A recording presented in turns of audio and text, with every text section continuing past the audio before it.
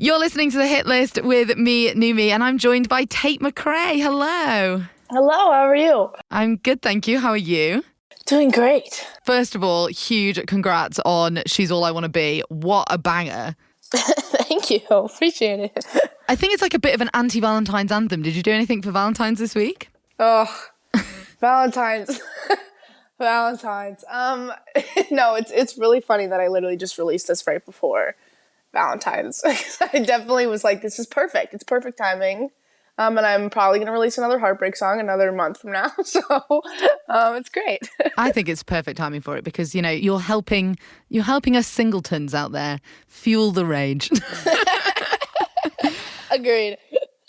And the music video came out last Friday. I absolutely love it. Obviously, showing off your awesome dance skills. But I really loved the ending as well. I think it was a really great kind of unexpected ending. Did you come up with the idea for the video, or was it kind of like a collaborative process? Yeah, I came up with the idea with my mom, actually. We were like talking on the phone because we had been watching Chorus Line, this movie.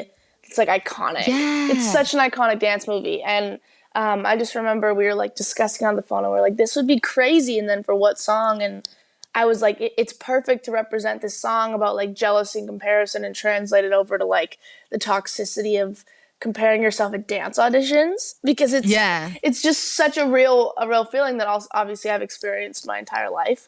And then at the end, it kind of just like represents like whatever, you know, going for it in girl power, which is kind of cool. Yeah, I loved it because I think sometimes you can kind of play into that trope, right, of like jealousy and girl versus girl. And I think it was just a really nice take on it at the end. Thank you. Yeah, I think it's really interesting because this song was like written from a place of, you know, I think what's funny about it is like the chorus is kind of like almost mocking like how I'm feeling, because jealousy is such an ugly feeling that I think so many people go through but never like to like talk about because it's super uncomfortable. And at the end of the day, it's like everyone thinks these horrible feelings, and they're so not true because everyone thinks that everything is better on the other side.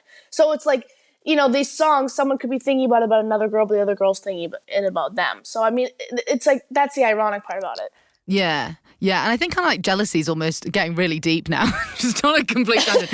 I feel like a lot of the time jealousy is almost like the first step. Like everyone has this kind of knee-jerk reaction of feeling jealous, but you should really kind of follow that and see where it comes from. And I think a lot of the time it's not grounded in anything, you know? Totally. I feel like it was just a very necessary song to write about because I don't hear a lot of songs about it just because it's so awkward to talk about. Yeah. And you just made a complete banger as well. So two birds, one stone. Thank you. So obviously things were a bit nuts for you in 2020. You released Broke Me First. It went everywhere and completely viral. But you were still at home. We were in the pandemic. You're doing everything from your bedroom. What's it been like the past 2 years or year and a half where you've been able to kind of like go out and do things and see that success in real life? Well, it's crazy because I feel like it was just like last year that we were like kind of let out of our house for the first time. I mean, I graduated high school last year. Congratulations. Thank you. It was really interesting because I moved to LA and I feel like I've just been, you know, writing my debut album since then. And it's been a crazy transition because I feel like so much has happened in the last 6 months. You know, I've been able to play like festivals for the first time and, you know, go out on the road and finally experience, and now obviously go get ready for tour. So I feel like life is kind of coming back, which is very exciting. Has there been like a complete pinch me moment so far?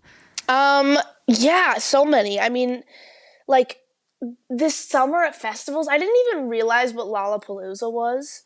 Yeah. Because I've never actually been to a festival. So yeah. I was walking into this festival being like, all right, 6 people are going to show up. My mom and dad are going to be 2 of them. And I'm like, this is going to be the most mortifying experience of my life because it was one of my first festivals, that one. And I like walk on stage because I like heard chanting, and it was like the first time that I actually experienced like a crowd, and it was like 30,000 people and people were climbing up on trees, and like it was just like the craziest, most surreal energy ever, and I never experienced that before. So it was also like the first time singing You Broke Me First live, which was wild. Not a bad debut, Lollapalooza. As your first. I wrote this song, I think it's quite good. Let's perform it to 30,000 people. Yeah, it's very crazy. Absolutely amazing. So you're talking about prepping for tour. You're coming to the UK in June. Will this be your first time in the UK? I've been to the UK once before, but it was only a couple days. So I'm excited to like actually play like real shows and be there for like, I think I'm there for like 12 days or something. So for a second, which will be fun. And it's completely sold out as well. Like people can't get tickets anymore. Yeah, which is wild. It's so cool. Is there anything you're particularly excited about spending more time in the UK? Anything you want to, like, any foods you want to try? I mean, I don't really know what kind of foods the UK has, but because I hear that they have like fish and chips. Fish and chips, yeah. But I'm allergic to fish, so I don't know if that's gonna work. Oh no. Okay, well, what you can do is. This is a classic dish in any upstanding British chippy, is a battered sausage. Oh, no. That sounds scary. So you can have that instead of fish. Okay. Or a deep-fried Mars bar. They do those in chippies in Scotland. Oh, my gosh. These sound crazy. Or you could go for the standard bacon sandwich, which is a little less extreme. I'll take them all. Amazing. And then, of course, you're going on tour with Shawn Mendez next autumn as well. You must be so excited for that. Oh, I mean, I literally got to meet him like a couple months ago, and he's just literally like such an angel. And then obviously, like he's been my idol, like, you know, one of my idols for such a long time, like since I was a little girl. So it feels like very surreal that I'm going to be able to share the same stage as him and, you know, play these like huge, massive arenas with someone that is like the nicest person. So I just feel like very lucky and blessed to be able to be joining him. If you could join him on stage for any one of his songs, which song would it be? Oh, I would do Stitches. It's the best song ever. It's the best one. It's the best one. It's so good. So good, so good. I bet you guys would sound great on Stitches, actually. That would be iconic. You should do like a little quick TikTok cover of it together while you're on tour. That's such a good idea. Yeah, please tag me in it. I'll take credit. I will. Okay, so your debut album comes out spring 2020. Can you tell us much about it, or is it all still very much under wraps? I mean, I think it's almost done, which is exciting. It's very much about like talks about my whole experience of, you know, turning 18, moving to LA, you know, toxic friendships and heartbreak. And I feel like it literally just like wraps up my diary over the last 7 months. So it's very personal.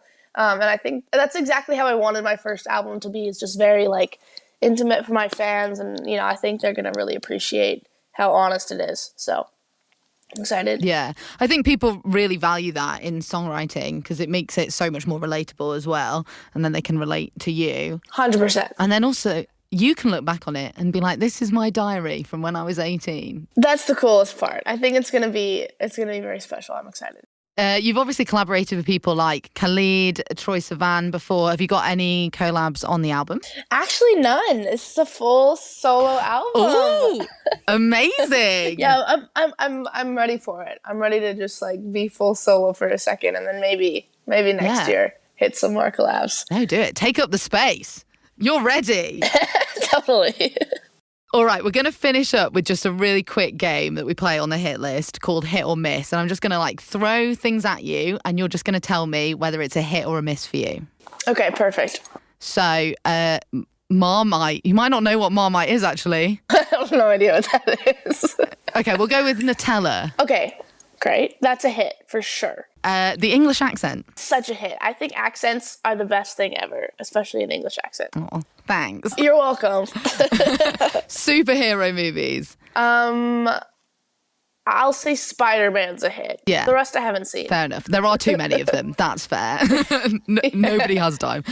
No. Pineapple on pizza. Miss. Yeah. 100%. No, not for me. Not it. Musicals. Hit. For sure. Sleeping in your socks. Oof, miss. I could never, ever. Yeah, just got to be barefoot. I need them off. Dating apps.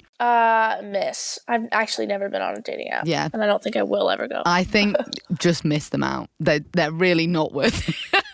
You're not missing much. You're like, from experience, they're not. Particularly in the UK. This is one thing that you should not try when you go to the UK, is dating apps over here. Okay, finally, double texting. I think you can double text. I think that's a hit. I think you can, it just depends. Like, you can't quadruple text. That's where it gets psycho. 2 is fine. 4 is out. That's where you draw the line. That's where you go a little crazy. What about 3? Depends on the situation.